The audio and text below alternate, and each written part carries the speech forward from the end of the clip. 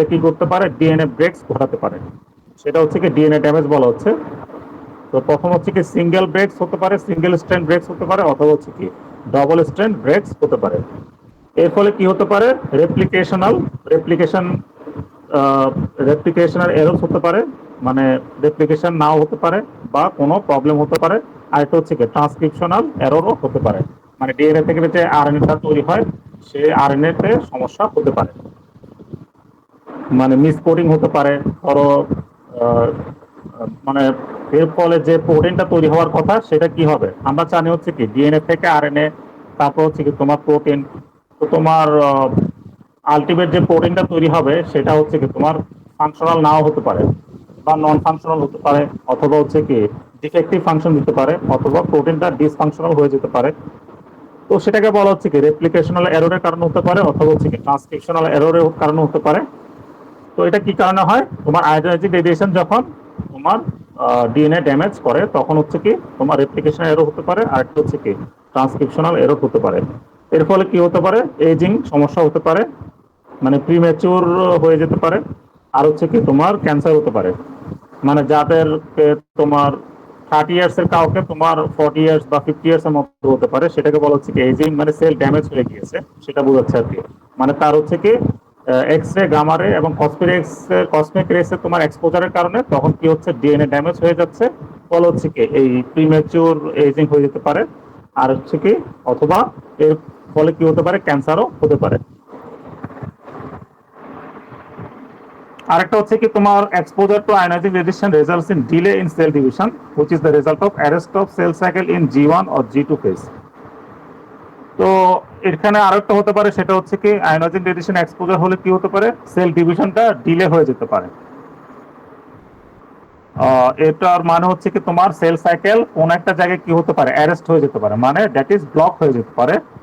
হয়তোবা G1 ফেজে, growth 1 যে ফেজটা সেখানে হতে পারে অ্যারেস্ট হতে পারে, অথবা হচ্ছে কি G2 ফেজে অ্যারেস্ট হতে পারে। অ্যারেস্ট বলতে এখানে ব্লক হয়ে যাওয়া বা তোমার ব্লকেজ হয়ে যাওয়া বা বন্ধ হয়ে যাওয়া সেটা বোঝাচ্ছে। এর ফলে কি হতে পারে, তোমার জিন ডিলিশন হতে পারে, কোন একটা জায়গা থেকে কি হতে পারে, তোমার জিনটা ডিলিট হয়ে যেতে পারে। তো জিন ডিলিশনের ফলে কি হতে পারে, তোমার যে প্রোটিনটা তৈরি হবে সেটা কি হবে, তোমার নন ফাংশনাল প্রোটিন হতে পারে।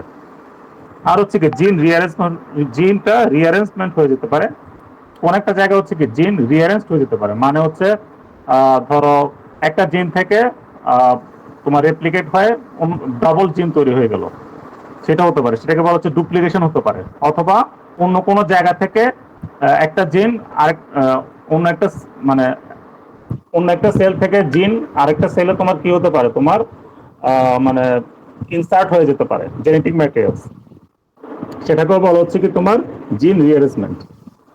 তো এগুলা হতে পারে। আর আরেকটা হচ্ছে কি ক্রোমোজোমাল অ্যাবারেশন হতে পারে, মানে ক্রোমোসোমাল অ্যাবারেশন বলতে তোমার ক্রোমোসোমাল স্ট্রাকচারাল তোমার প্রবলেম হতে পারে। আরেকটা হচ্ছে কি তোমার নাম্বার অফ ক্রোমোসোমসে সমস্যা হতে পারে। তো সেটাকে বলা হচ্ছে কি মানে হচ্ছে ক্রোমোসোম অ্যাড হতে পারে অথবা ডিলিটও হয়ে যেতে পারে। আর কি হতে পারে, আদার টাইপস অফ মিউটেশনও হতে পারে। তোমার আয়োনাইজিং রেডিয়েশনটাকে তোমার ছবি আকারে দেখানো হয়েছে, সেটা হচ্ছে কি তোমার আয়োনাইজিং রেডিয়েশন হলে কি হতে পারে, তোমার স্ট্র্যান্ড ব্রেকস হয়ে যেতে পারে ডিএনএ তে। তো যদি স্ট্র্যান্ড ব্রেকস হয় তাহলে হচ্ছে কি ডিএনএ রিপেয়ার হতে পারে আইদার, না হলে হচ্ছে কি তোমার P53 প্রোটিনটা অ্যাক্টিভেট হবে, সে কি করতে পারে G1 ব্লক করে দিতে পারে, অথবা হচ্ছে কি G1 ডিলে করতে পারে, অথবা হচ্ছে কি সেল ডেথ ঘটাতে পারে, দ্যাট ইজ অ্যাপোপ্টোসিস ঘটাতে পারে। অথবা হচ্ছে কি এস ফেজ যেটা আছে সেটা ডিলে হয়ে যেতে পারে, অথবা হচ্ছে কি G2 ডিলে হয়ে যেতে পারে। এগুলো ডিলে হলে কি হয়, তোমার হয় জিন ডিলিশন হয়, অথবা হচ্ছে কি ক্রোমোসোমাল অ্যাবারেশন হতে পারে, অথবা জেনেটিক তোমার রিঅ্যারেঞ্জমেন্ট হতে পারে, অথবা হচ্ছে কি মিউটেশন হয়ে যেতে পারে। আর P53 কি করে, G1 ব্লক করে দেয়। G1 ফেজ P53 কাজ হচ্ছে কি তোমার সেল প্রলিফারেশনটাকে বন্ধ করে দেওয়া। তো সেল প্রলিফারেশন যখন বন্ধ হয়ে যাবে তখন হচ্ছে কি তোমার আহ মানে তখন সেল ডিভিশনটা তোমার কি করতে পারে না, তোমার প্রসিড করতে পারবে না ফার্দার। তো সেই জন্য P50 কাজ হচ্ছে কি, যখন সে দেখবে যখন স্ট্যান্ড ব্রেক হয়ে গিয়েছে তখন হচ্ছে কি সেল ডিভিশনটাকে কি করতে পারে, ব্লক করে দিতে হবে বিভিন্ন জায়গায়। তো একটা জায়গায় হচ্ছে কি তোমার G1 ব্লক করতে পারে, অথবা G1 ফেজ থেকে তোমার ডিলে করতে পারে, অথবা হচ্ছে কি সেল ডেথ ঘটাতে পারে। আহ, এরপর হচ্ছে কি DNA damage by UV rays. UV rays এর কারণে কিভাবে ডিএনএ ড্যামেজ হতে পারে সেটা হচ্ছে কি, ইউভি রেস বলতে তোমার ইউভি বি আছে, আর একটা হচ্ছে কি ইউভি এ। তো ইউভি বিটা হচ্ছে কি ডিরেক্ট ডিএনএ ড্যামেজ ঘটাতে পারে বাই ফর্মিং হচ্ছে কি cyclobutane pyrimidine dimer and 6,4 photo products. মানে সে বডিতে কি করতে পারে, সে পাইরিমিডিন ডাইমার তৈরি করতে পারে, আরেকটা হচ্ছে কি 6,4 ফটো প্রোডাক্টস, এটা হচ্ছে কি তোমার ডিএনএ ড্যামেজ ঘটাতে পারে ডিরেক্টলি। আর আরেকটা হচ্ছে কি ইনডাইরেক্টলি কিভাবে হয়, তোমার হচ্ছে কি ইউভিএ যখন তোমার অ্যাটাক করে তখন হতে পারে। তো সেটা হচ্ছে কি, সেটা হচ্ছে তোমার ইনডিরেক্ট ডিএনএ ড্যামেজ ঘটাতে পারে, তোমার ফ্রি রেডিকেল তৈরি করে বডিতে, তখন হচ্ছে কি তোমার ডিএনএ ড্যামেজ ঘটাতে পারে। ইউভি রেডিয়েশনের ফলে কি হতে পারে, ডিএনএ ড্যামেজ হতে পারে। তো হচ্ছে কি সাইক্লোবিউটেন ড্যামেজ তৈরি হতে পারে, অথবা হচ্ছে কি 6,4 ফটোপ্রোডাক্টস তৈরি হতে পারে। এর ফলে কি হতে পারে, errors in DNA replication. DNA replication আমরা যেটা পড়ছিলাম এজিং এর ক্ষেত্রে, রেপ্লিকেশনের এরর্স, ডিএনএ রেপ্লিকেশনের সমস্যা হতে পারে। কি হতে পারে, মিস কোডিং হয়ে যেতে পারে, অথবা ডবল স্ট্র্যান্ড ব্রেকস হয়ে যেতে পারে। আর genetic alteration pass to the daughter cells. এরপর এই যে জেনেটিক অল্টারেশনটা হলো সেটা হচ্ছে কি তোমার ডটার সেলে সেটা পাস্ট হয়ে যেতে পারে।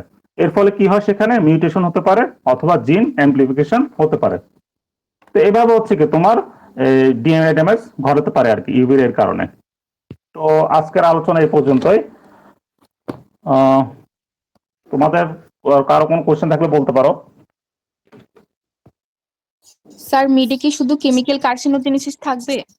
হ্যাঁ হ্যাঁ, মিটে ফার্স্ট চ্যাপ্টারটা কেমিক্যাল কার্সিনোজেনেসিস। আর যদি কারো কোশ্চেন না থাকে তাহলে সবাইকে ঈদের শুভেচ্ছা জানাচ্ছি। তো ঈদের পরে ক্লাস হবে আর কি, ঈদের পরে সবার সাথে দেখা হবে। তো ধন্যবাদ সবাইকে। আসসালামু আলাইকুম স্যার। হ্যাঁ, ওয়েল স্টপ।